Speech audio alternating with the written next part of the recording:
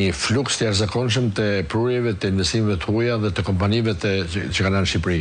Po të shikoni, këtu kanë ardhur kompanitë gjigante, Bektelenka, Aktori, Vepra Tapit, që kanë ardhur disa kompani që kanë zhvilluar këtu të nivelit ndërkombëtar, sepse kanë gjetur pikërisht këtë politikë liberale të Partisë Demokratike, si herën e parë për 8 vitet e kaluara, si tani që në ardhen në pushtet do të ketë një politikë liberale, do të ketë ulje taksave, sidomos për bizneset e reja që vinë në fillim, ato që do të vinë, do të ketë një shqiptar në të qetë bashkaksioner, do të ketë 5 vite, pra përfiton me njëherë 5 vite pa taksa, që është një hap shumë i rëndësishëm dhe ulja taksave për gjitha këto bizneset e huaj që do vinë, sepse biznesi huaj quhet një që do vi që është edhe shqiptar, që ka 20-30 vite që jeton jashtë shtetit, në Itali, në Amerikë, ose në Greqi, ose në Evropë, në Bashkimin Evropian.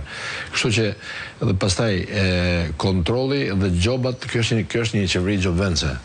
Po të shikosh po të dalësh në çdo lloj biznesi, shikon më shumë policë, shikon më shumë oficer tatime, shikon më shumë këtu është çdo gjë është bërë një terror, jo në biznesin e huaj, po në çdo biznes, edhe të huaj dhe shqiptare, dhe për këtë arsye gjithë bizneset e huaja janë larguar, edhe 70-80% nuk ekzistojnë më, janë larguar me një dëshpërim dhe një humje totale, kanë humbur gjithë pasuritë dhe paratë e tyre në Shqipëri. Partia Demokratike nuk e ka në programin e saj dhe në konceptin e saj një gjë të tillë sepse vetë është koncepti dhe politika e Partisë Demokratike është liberale dhe për të dhënë mundësi për ta favorizuar çdo biznes, sepse çdo biznes që vjen në Shqipëri, ato taksë që paguon janë lekë që shkojnë në arkën e shtetit, në buxhetin e shtetit, dhe janë më shumë të ardhura për pensionet, të ardhura për gjitha shtresat me nevojë etj, që do të ndikojnë në mirëqenien dhe në ngritjen e nivelit të jetesës për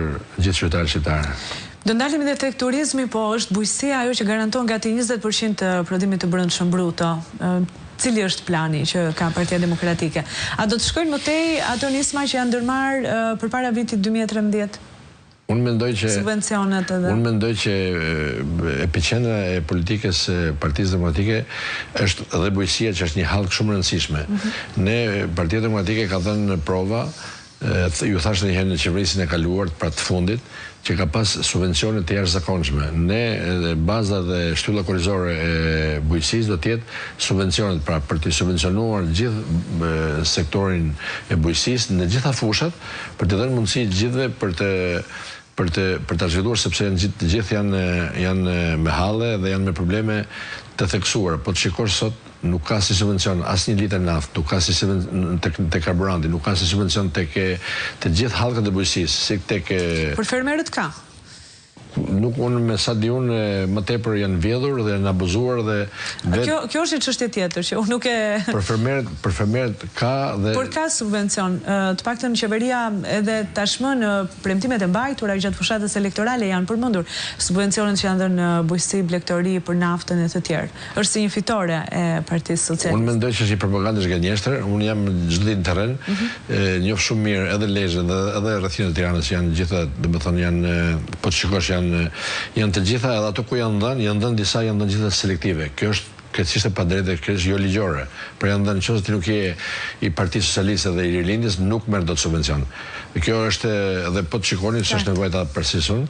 Bashkimi Evropian na ka dënuar, pra jemi të dënuar, jemi në sankcione, nuk jep më subvencione. Për fondet e IPARD-it. Natyrisht, po nuk është vetëm IPARD-i. Kjo është drejt, po. Po, nuk është vetëm IPARD-i, janë shumë fonde, janë të disa fonde tjerë që janë të Brukselit, që janë jo përveç IPARD-it, që përsëri ato janë ndaluar pikërisht për shkak të këtyre abuzimeve që kanë bërë gjitha hallkat e shtetit shqiptar.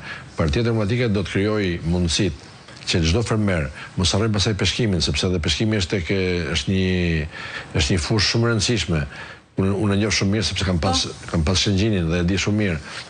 Mos harrojë pastaj investimet që ka bërë Partia Demokratike tek agrumet, tek mbjellja ullimit që kanë qenë rreth 11 milion, apo diçka më shumë, që janë dhënë të gjitha, janë dhënë subvencion pa asnjë lek.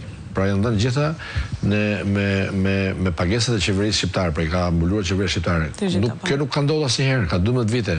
Nuk ka ndodhur asnjëherë përveç mashtrimet e Rëm Velisë në Bashkinë Time, duke mbjell pemë, që ishin gjitha falso dhe ishin gjitha fake. Kështu që mendoj që Partia Demokratike do të mbështesë bujqësinë, do të mbështesë me gjitha subvencionet, në gjitha drejtimet, në gjitha fushat, sepse ka dhënë prova.